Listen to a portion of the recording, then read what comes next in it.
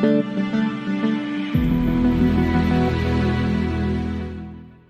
guys, Paul from the innovation community here. Today I'm with Anna Kostikova, who's the Director of Analytics and Bioinformatics at Novartis. Anna's data science experience at Booking.com and Heineken has culminated in a passion for pushing organizations to the next level of data-driven, actionable insights. Great to have you with us. Hi, Paul. Really nice being here. Thanks a lot for inviting me. Likewise. Tell us a bit more about yourself in a few words. Yeah, definitely. So currently, just as Paul said, I'm leading the data science team at Novartis. Prior to that, I've worked at Heineken and then at Booking.com. But even if I roll a little bit backward, then my actual background is more in biology. And effectively, I did my PhD in computational biology and bioinformatics. And then at some point, I decided to drift away from, purely academic type of career and join industry. And actually my switch from academia to industry has happened right at the moment when data science as a career path, let's say, career trajectory, became available on the market. And it's something that got me extremely excited, interested. And I guess we're going to talk a little bit more later about this, how I kind of ended up being a data scientist. But that's how, I entered. So essentially, I'm coming from a very much computer science, non-IT background. So my background is really in biology. So where did your data career start? Yeah, so that's a great question. So as I mentioned earlier, I did my PhD in computational biology and bioinformatics. And as you can imagine, because it's computational biology and bioinformatics, it's already on its own a pretty data analysis heavy field. And what usually this kind of program or PhD means is that you actually dealing with a lot of different types of data. Usually it's biological data, molecular, genetics, DNA, and you need to analyze it in a very sophisticated fashion to better understand biology, to better understand medical things, and so on. So that was my PhD. And then I also transitioned after PhD into postdoc position, which I was doing pretty much the same. So analyzing different types of what we call next generation sequencing data, so molecular data. But at some point I felt that I wanted to, really move away from pure academia and see what industry has to offer.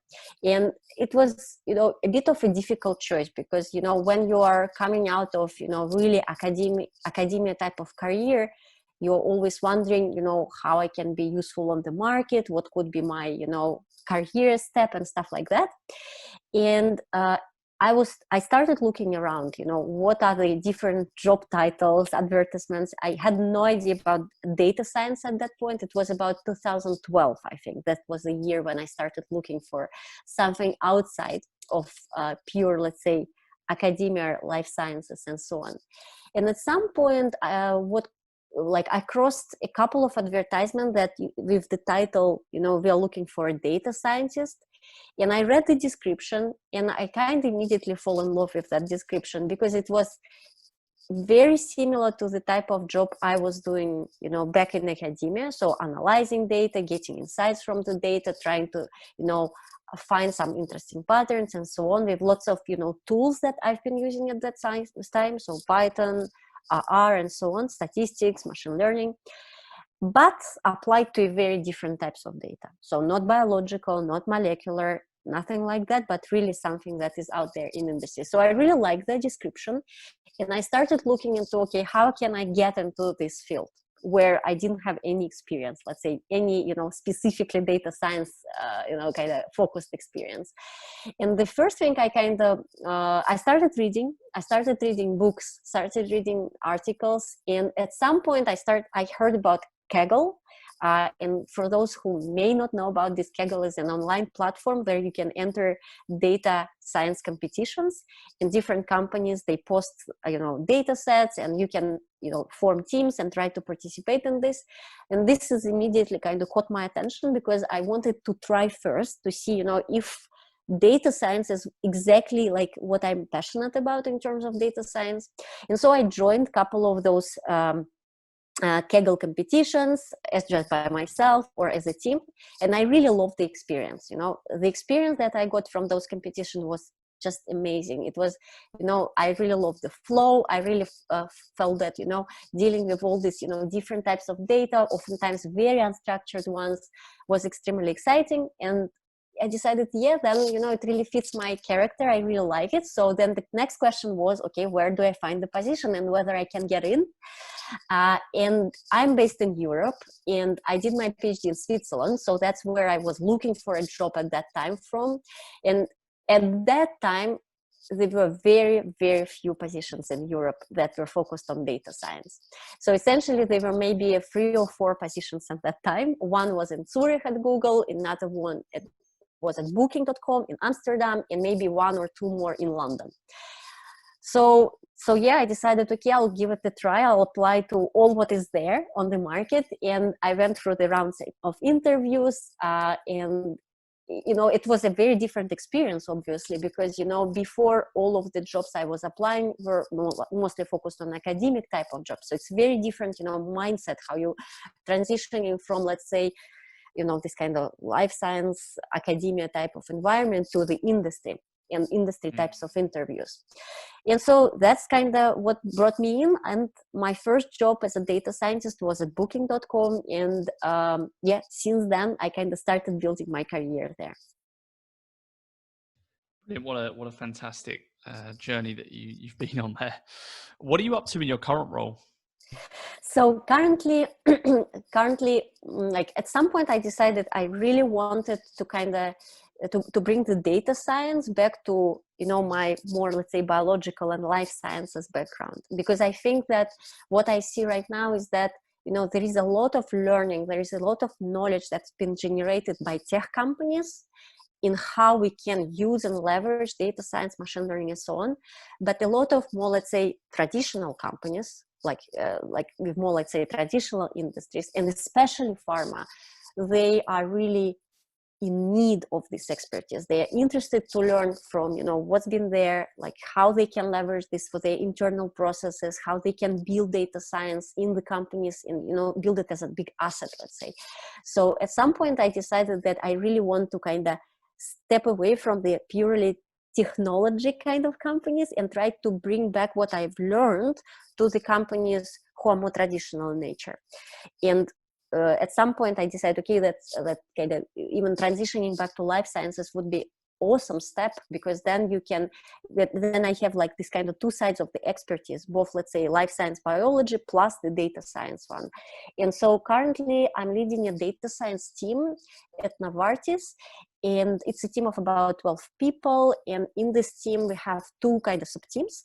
One team is doing the data science, mostly focusing on the very complex data sets, molecular, imaging, clinical, and so on. And we are helping our, let's say, clinical teams who are developing novel drugs to understand, what kind of target patient population they need to go after in order to maximize the benefit of the drug. And the second part of the team, they're dealing with what we call digital devices and digital endpoints. And what it does, it helps you to track much better the patient behavior with all different types of like digital readouts. For example, wearable watches or wearable EEGs or breath detectors or something like that, that allows you to really have a very comprehensive, very complete picture about, what it is, like how the patient feels himself. Because a lot of the, clinical phenomena that we're trying to describe are very qualitative in nature. For example, when you ask a patient, like how much good sleep did you have last night? Someone may tell you, I had a little, or I had a very nice sleep. But this is very, subjective. And the same with, I don't know, how depressed you're feeling. And this is a very, a very important indicator about the patient themselves. So what we try to do, we try what we call objectify subjective with these digital measures. And we try to, really see how we can understand this very complex phenomena such as cognition, depression, sleep, and so on, with something that is very objective, very measurable, and something that we can down the road leverage for the data science benefit.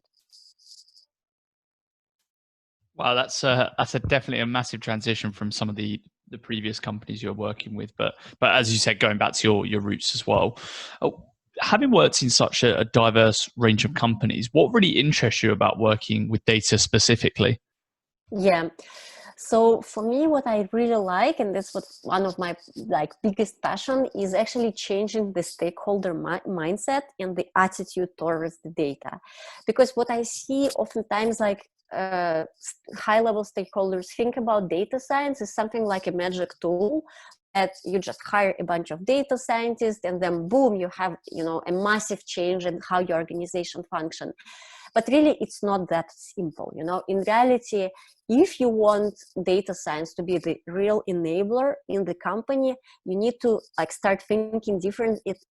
Start thinking different at multiple levels in your organization. Data scientists can add value, but only if there is someone on receiving end. So it means that all of the stakeholders, they need to start thinking in the data-driven fashion, which is a very difficult step to take, because oftentimes, people make decisions, but it's really that, they really rely on the data. And making this step is actually a difficult one. That's part number one. The second very important bit is also for data scientists to work effectively, efficiently, you need to have good data sets, right?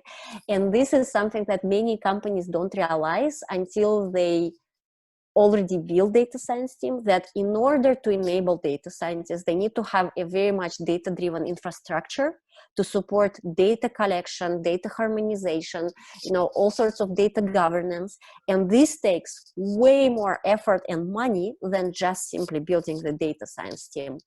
So thinking about data as an asset, that's what I really like to call it. This is another piece that I like and I really enjoy changing in the companies, that that organization need to think differently about how they educate people in the organization, not just data scientists, but those who interact with data scientists, and also how they think about data. So this is my favorite pieces, because I think that's this kind of fundamental change allows you to really become a data-driven company. And many technological companies, if you talk Google, Facebook, Booking, or others, this is how the companies were built from the start. And oftentimes for them, making this step is much less of an issue than for the traditional companies, which were on the market for years and years.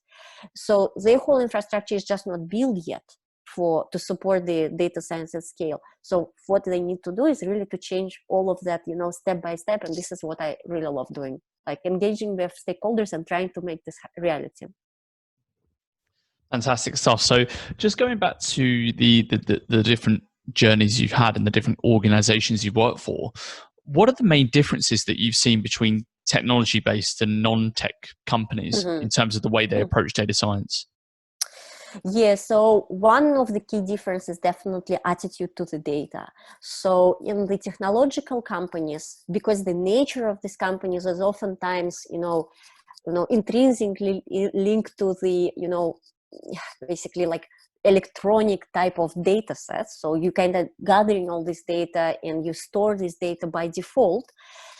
This is not really the case for most of the non-technological companies, because there is no infrastructure to support, consistent data collection, data acquisition. There is usually very little data governance. So between the subparts of organization, you will see very different ways of managing, storing the data, and so on. So just to give you some, very concrete examples, typically, if you go to the tech companies, then you would see an infrastructure based on Hadoop, Spark. So you have a very massive data lakes and so on, which are, very neatly organized. You have a lot of different, ways to store the information. You have the real-time data flows and so on. And this is just there.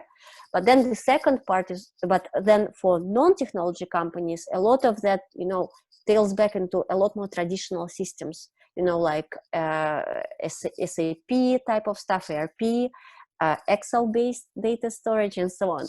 So in order to leverage this data, the organization really need to start thinking about, okay, how do we organize it? So that's one massive difference, definitely. So the way, non-technology companies usually were how to say, let's say, reacting to the IT was that it's a support function. It's not a profit generating part of the company, right?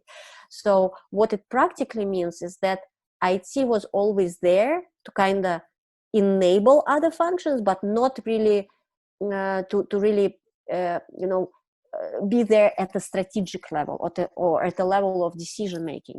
And this is what something that, for these non-technology companies is something very difficult to kind of comprehend and, change, because they need to stop this, old-fashioned, let's say, attitude where IT is just a support, to IT being an enabler, data set being an asset, and, really something that is centered as a core of the strategy of the company. So that's one big difference. Another one is just, from organizational point of view, in tech companies, what I saw oftentimes is happening that you have these very agile teams where product owners or product directors, they work very closely with the data science and software teams and so on. So they kind of come together, with the solution or, some deliverables on the new products or new projects.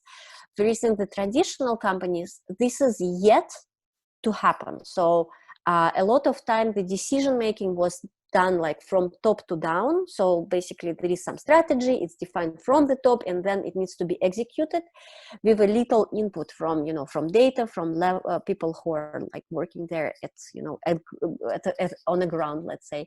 So that's the second piece that, that needs to change as well. That's what I saw like as quite a big difference, let's say, between like traditional industries and tech companies. Some really great differences there, and actually going really deep into it as well, which is fantastic. How do the different companies also approach digital as well on a more broad scale? Mm-hmm.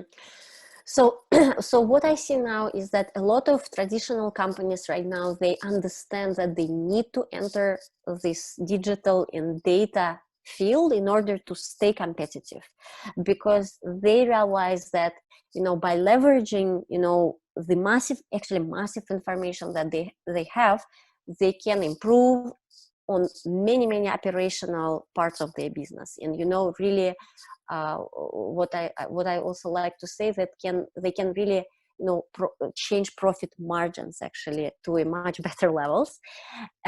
The difficulty for them is to learn how to do that, how to really define what is the data science or digital strategy for the company. How do we start there? What are the first pieces that we need to put together? How are we making sure that it's not only the strategy, but it's actual people management, people change management that happens there. Because that's like, just again, to give you a very concrete example, when we've been building and working with the team at Heineken, for example, one of the major bottlenecks for us to implement the data science models and, let's say, data science based decision making into on the field was changing the mindset of people who would execute. And what it practically means, that if you're building a model that should help your, let's say, your sales force to, make decisions about which potential partner to contact first, right? You need to convince them to really make use of the machine learning model that you've built in order to make a decision. And if they are not engaged with you, if they don't believe that it can help them, then this is, a very challenging position, because then you have your beautiful models, but in reality they never get used. So this is one thing like to bridge. So basically bringing the people change like really mindset, how they interact with data science, how they make use of that.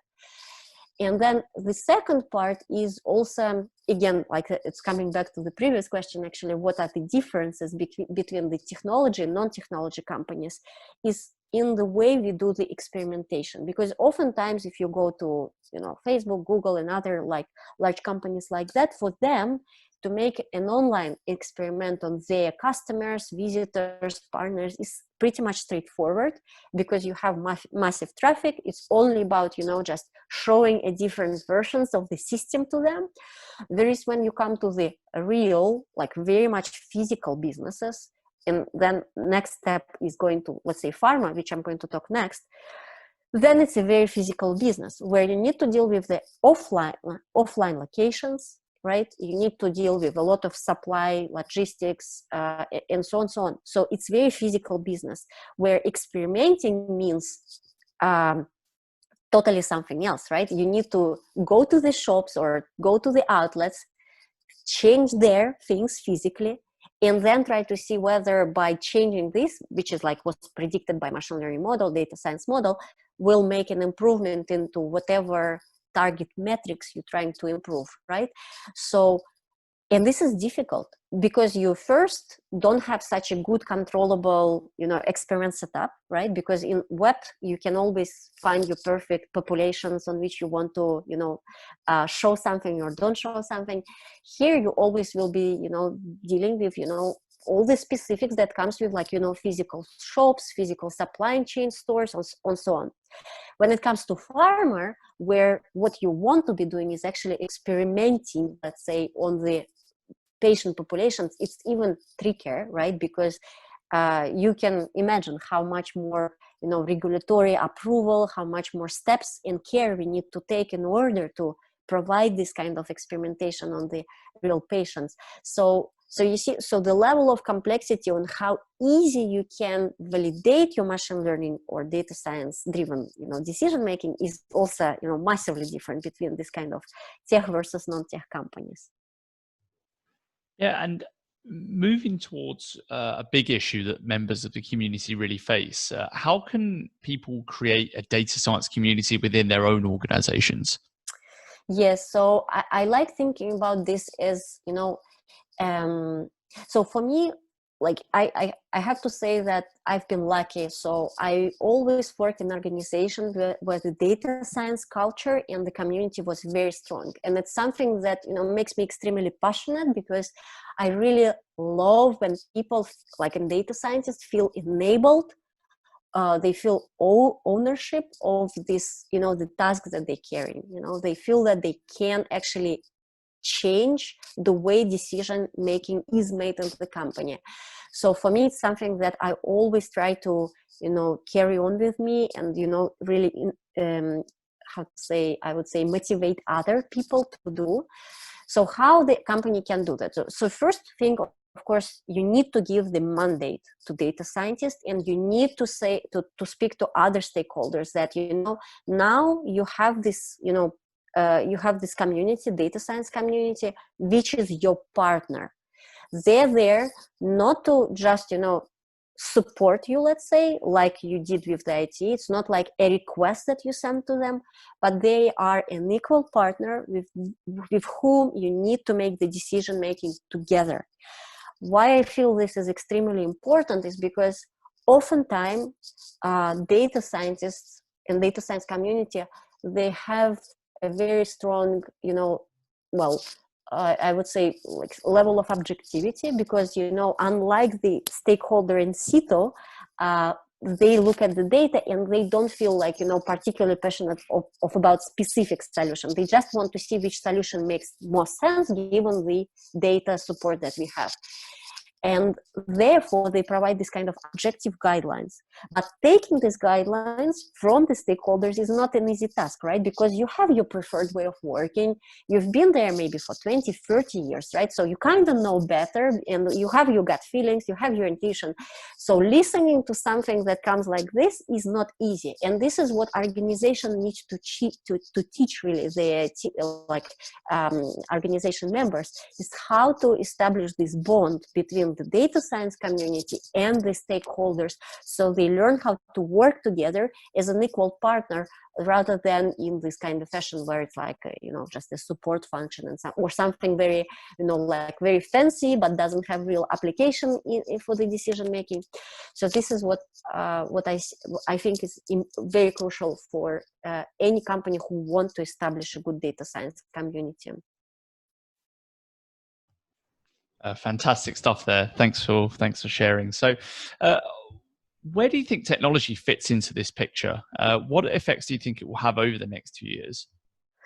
Yeah, so I think that, again, it's slightly different depending on the type of business we are talking about. So, for example, when we talk about technology companies, what I've seen, most recently, like happening the most is, trying to understand how we can build when you talk about streaming type of data, right?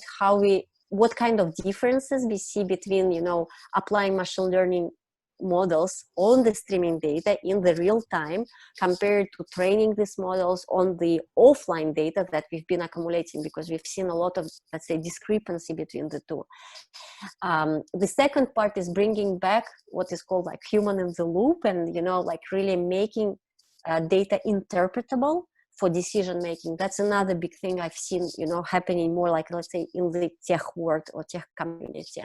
Because a lot of time when you try to speak to a stakeholder, you don't want just to say, I have this magical black box which gives you all the answers, but you really want to understand. And this is what's been, a challenge for a lot of machine learning, where you basically has been stuck with the, uninterpretable AI or whatever you call it. Then this is, if I would say, to summarize what's happening on the tech side. On more, let's say, other types of industries, traditional ones, then what I think is really important is to think about how you digitalize a lot of your assets. Sometimes I think that even starting from scratch, and what I mean by that is like really like introducing digital devices into your operational business, gathering the new information, waiting for about a year, and then starting on from this data is easier than trying to convert all of your existing data assets into the modern infrastructure. I think that actually that's what I've seen a lot of companies trying to do, traditional ones, is that they have this kind of massive, very differently structured data that sits in all different subsystems which are not really talking to each other and so on, and they spend years trying to figure out the best integration scenario, and they still fail because it's a lot of money, it's a very difficult task, and unless it's your strategy, it's very hard to do. But what I've seen happening in the companies who just starting, because for them it's so easy to immediately start from just having the digital devices as their primary entry point for their information flows, they immediately have this kind of advantage. So what I think is going to happen is a lot of this traditional companies, they will realize that they will kind of basically stop trying to harmonize whatever they've collected, but rather focus on, okay, if we start today as our ground zero, what kind of how we can actually start capturing the data in a much more efficient way. And this what will enable them to actually down the road to really build all the data science capabilities. And I'm really interested to find out what you would describe then as some of the major successes you've achieved over your career, and some of the times that you actually implemented these strategic thoughts that you're showcasing today. Yeah. So for me, some of the crucial things which I'm always kind of trying to push for is data capturing and storing of the data, and really valorizing on the data assets that's been collected.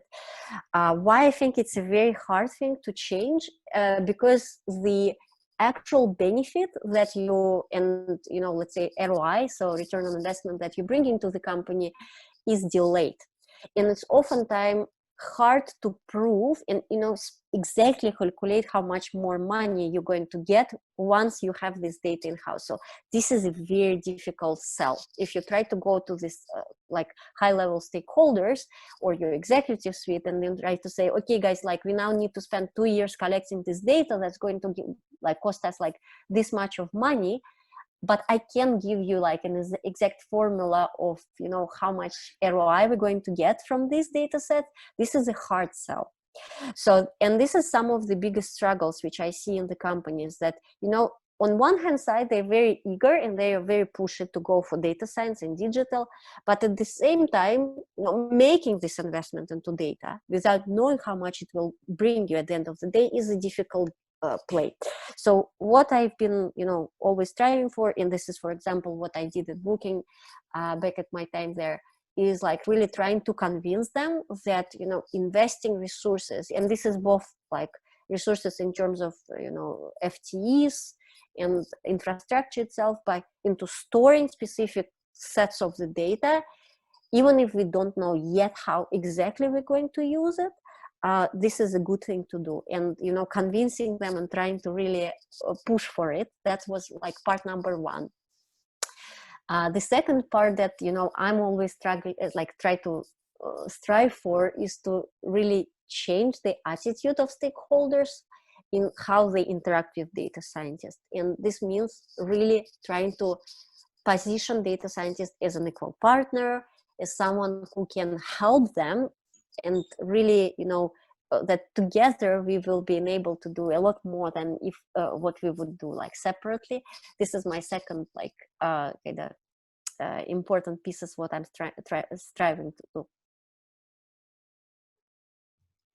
Brilliant. So how would you describe your leadership style then? You mentioned that a lot of it is hard sell. How do you approach the challenge, and how do you engage and communicate with team members?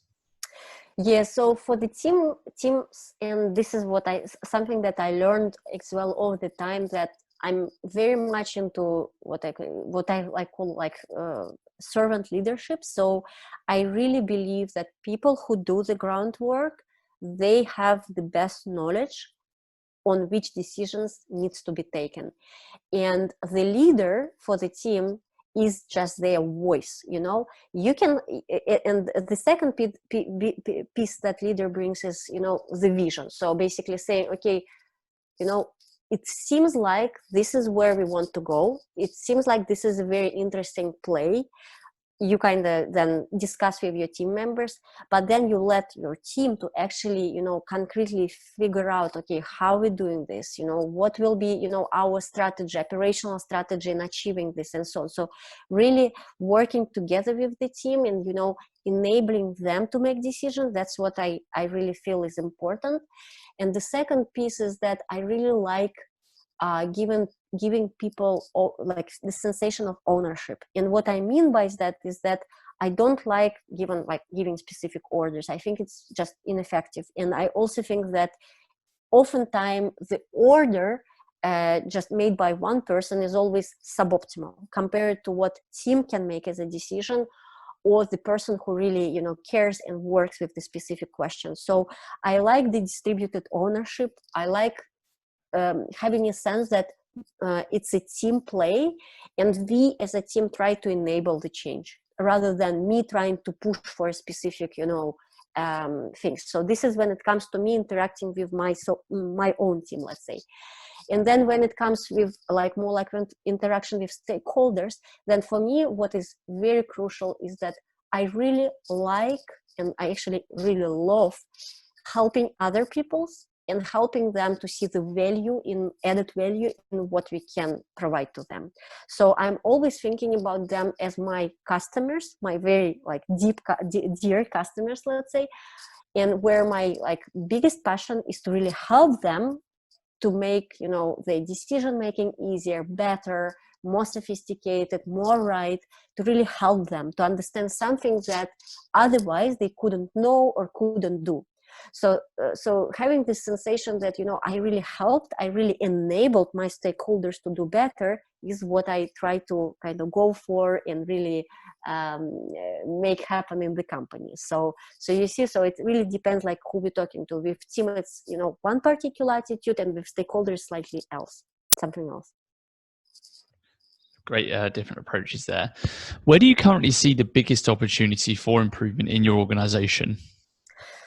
So I think that just to continue on the same lines, seeing data as an asset, figuring out that sometimes the actual value from data in digital is a long-term play. So it's not something that you will see immediately, but in a year or 2 years from the time you've invested, And you need to start in, like, making sure that organization thinks about this way. This is very, very important. The second part is obviously building the data science community in the company, establishing the right conversation line with stakeholders, making them understand what is the added value. So educating them is really like the crucial piece, so that they understand what does it really mean to work with a data scientist or data science. And in a long-term strategy, I think that, really helping the company to transition into like this kind of so let's say helping Novartis, for example, become like a data-driven company is something that's my ultimate goal. I really think that biology, life sciences, pharma, biotech, health in general has so much to learn, and there is so much, to be done in terms of integrating the data and digital mindset into this industry, that we are just, in the beginning of this wave. In the next, 10 or 20 years will be, this massive transition where all of this industry will become, so much more data enabled, digital enabled, compared to how it's been done before, that, we're just seeing like the rise of the wave right now. And I'm a massive believer, supporter of this. I think that, we have like great things to change there and improve. So that's why I'm doing this. So very excited. Sounds like an exciting time. What do you think was the biggest mistake you made during your career?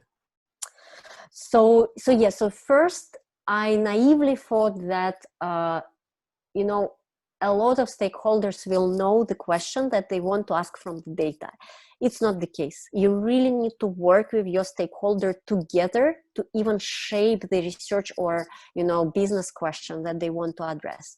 Oftentimes, people on the other side, they just as, naive or agnostic to, how it can help or what you can ask from the data is, as you've been when, like is it can be quite naive. So helping them together, like sitting them together with them and figuring out what we can get from the data, what kind of questions, what kind of business solutions, what kind of impact, is something that, data scientists need to do, like as they are like maybe 50% of their time, I would say.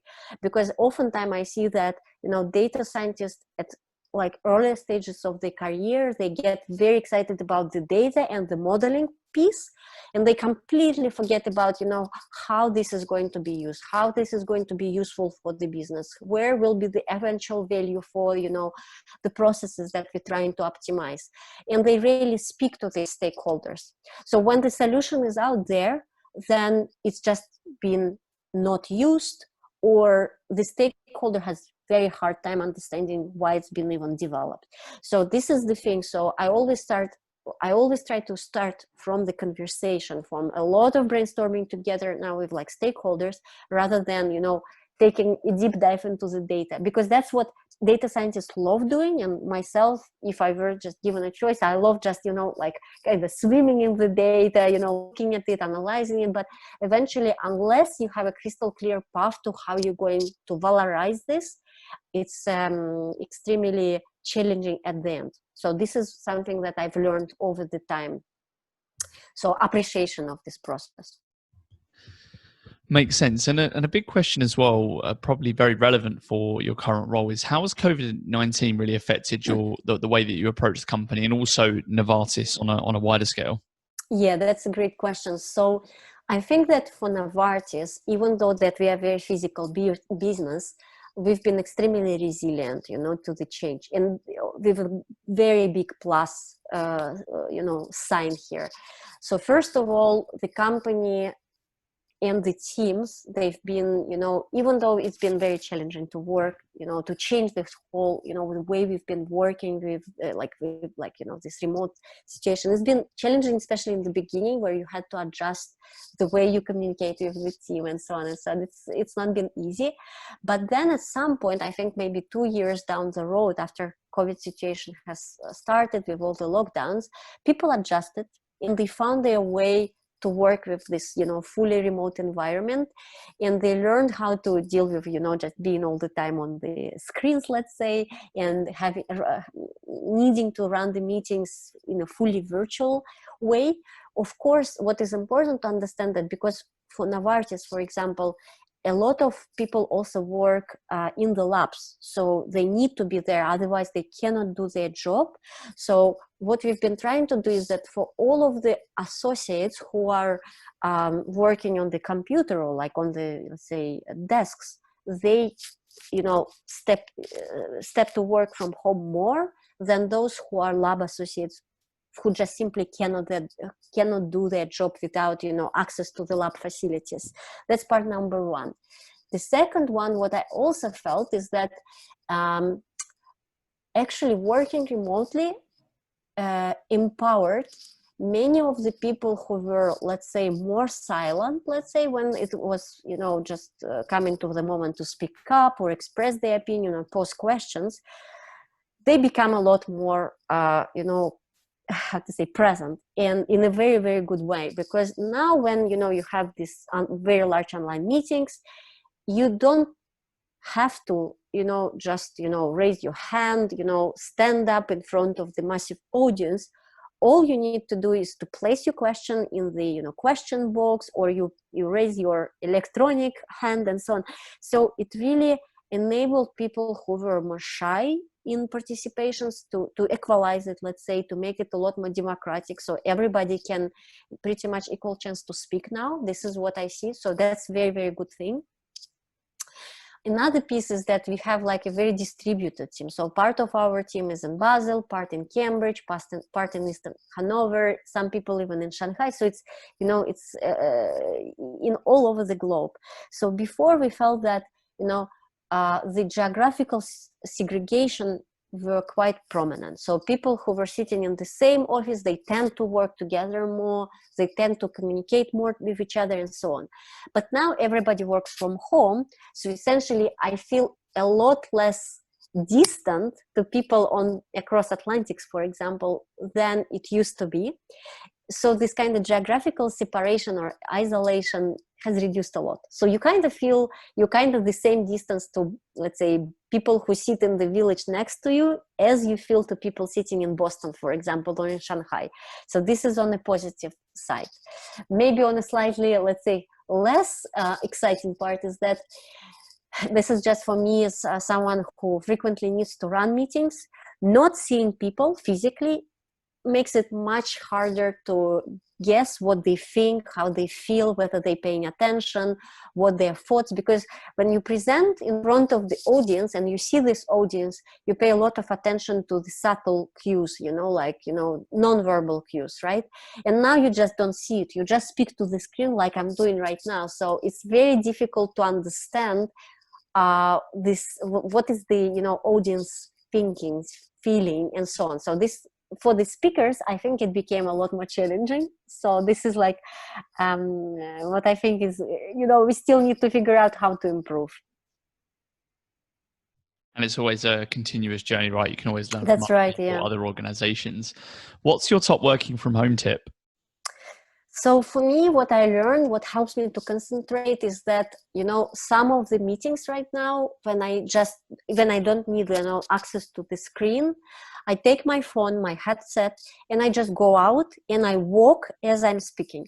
So this allows me to not just be in like kind of the sedimentary position all the day through. It allows me to also kind of concentrate a lot better when I'm outside. I'm just listening to the person speaking and I'm not distracted by, you know, a new email arriving in my mailbox, for example, right? And also just like this kind of physical activity, you know, just, you know, helps you to, you know, really like release a certain hormones in your body. It's, you know, just you breathe differently and so on. So, you know, this is something that I learned from another colleague of mine who was doing the same. So just taking walks during the conversations where you don't need the access to the laptop, I think this is really effective strategy, you know, just to not feel that you are having this kind of screen fatigue by the end of the day, because oftentimes I have lots of meetings, and if I'm just, and it used to be that between the meetings I was walking between the buildings, you know, just taking water and so on. But here now you can simply just go from a meeting to a meeting without even, you know, taking off from your sitting place. So that's been very tiring. I noticed that I got very tired by like after 7 hours of non like interruptive meetings like this. So I decided, okay, I need to change something, and you know, using this practice really helped me a lot. And that's super interesting. So what does your routine look like? So, so yeah, I'm a working mom. So I have two kids. I have 2.5 and 5-year-old. So usually my morning starts with like making sure that they're prepared for their day, and so like, you know, just waking them up, washing, then you know, cooking some breakfast for all of us, and then making them ready for the day. So then I usually bring my daughter to a school, the 5-year-old, and the 2.5-year-old to the daycare. Then I come back to home, and like usually I start my like routine with like some of the duties. So it could be like either meetings, or sometimes I still have chance to, you know, actually look at the data and analyzing the data, or preparing some presentations, or reading what, you know, some of the presentations that's been sent to me by my team members. And this is how I kind of get into the role. I always keep like a thing of like to-do list for myself for the day, and I always try to select like 1 or 2 things that, you know, are very important and I want to be accomplished by the end of the day. Because then by the end of the day, I actually have this sensation that I have something achieved, and really this helps me. I really like having kind of the check boxes filled and so on and so. So I always try to build and keep a to-do list for myself, which I'm kind of crossing the boxes over. And I'm kind of continuously revising the list, because I know that the best practice is to have like 1 or 2 goals per day, which you clearly want to achieve, and the rest you kind of deprioritize, or you say, okay, I can just skip it if I don't have enough of time. And another thing that I also really like doing is that sometimes when I have hard time getting myself into the role, I have a list of small duties which are, I like will take a couple of minutes each, but doing these small duties kind of help me to get my brain into the work mood, and then I'm ready for like more challenging big task, for example. And this is how I get it in,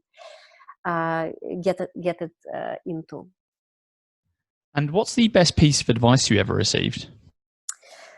So for me, like some of the things which I constantly working on, and I try to, like, as I grow in my kind of, as an adult, as a professional, I pay more and more attention to what I call empathy and emotional intelligence. So I really try to first understand the people's feelings, rather than immediately jump into, like practicalities of the things, or, what is like the rational part of the thing. Because I think it's so much more important to understand why people get excited about certain things, or get frustrated by certain things, that, if you can understand that, then you can really help your team to grow. You can develop a lot better relationship with your stakeholders, and being genuine about this. So I always try to be very sincere when I'm working with other people, in terms of, my appreciation of their feelings, positive or negative ones. And this is what I've learned actually as an advice, because in my early 20s I was struggling to do that. So I've been always a lot more, let's say, rational, very pragmatic, first focused on, like really, okay, but if the logic says this, why do we even discussing certain points? So, and I understood that eventually it leads you to a lot of challenges when you communicate to people, when you try to really, keep the ball rolling, not by yourself, but as an organization. So, and I started really paying attention to what other more senior leaders think about this and how they talk about this. And this is exactly the piece of advice which I've heard on one of the podcasts by the guy who was leading the I believe he was like the head of Pepsi Cola or something like that. So he said that one of the biggest enabler in his career and what he looks for when he hires new people was that the person needs to be very empathic, very like emotionally intelligent, very sincere, and very genuine about their intentions and the interests and passions and so on. So less ego in very kind of egoistic sense, and more towards like open, towards the people, towards understanding their needs, and trying to genuinely help them. So that's what I'm focusing on right now. That is a great piece of advice, I think. What are you curious about right now?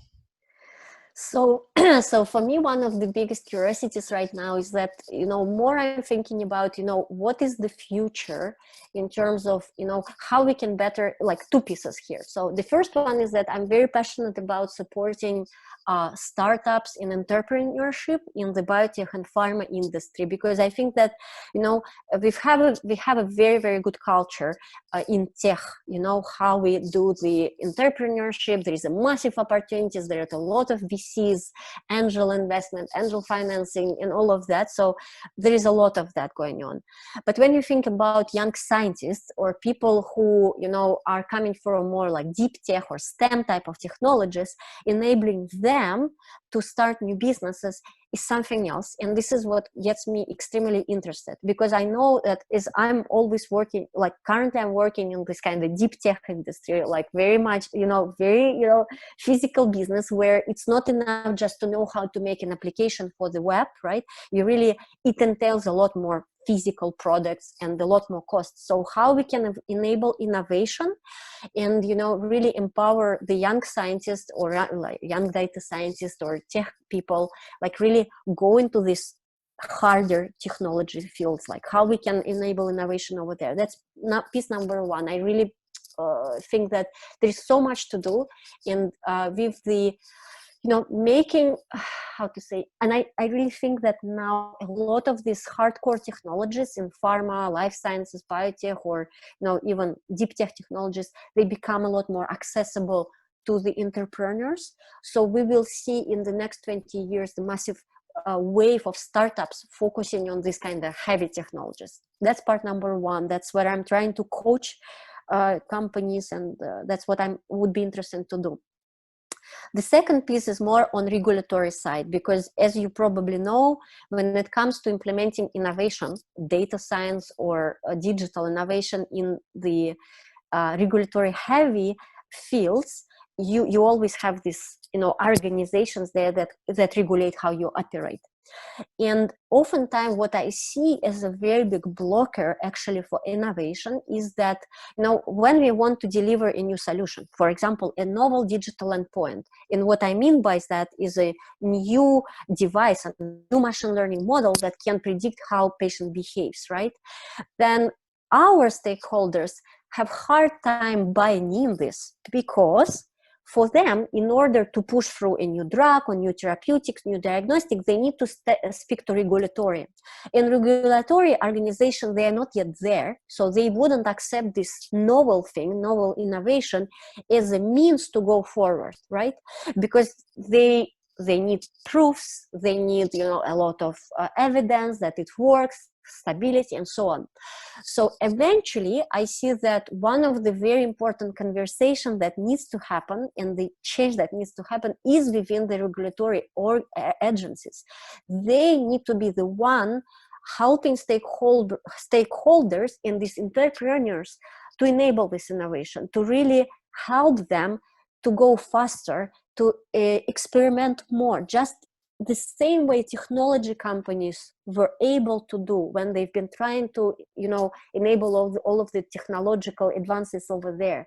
Because experimenting with the online settings was much easier, so they could do that. There were little regulatory, if known, actually, regulatory part there. Here, we have to have it, and I completely appreciate it.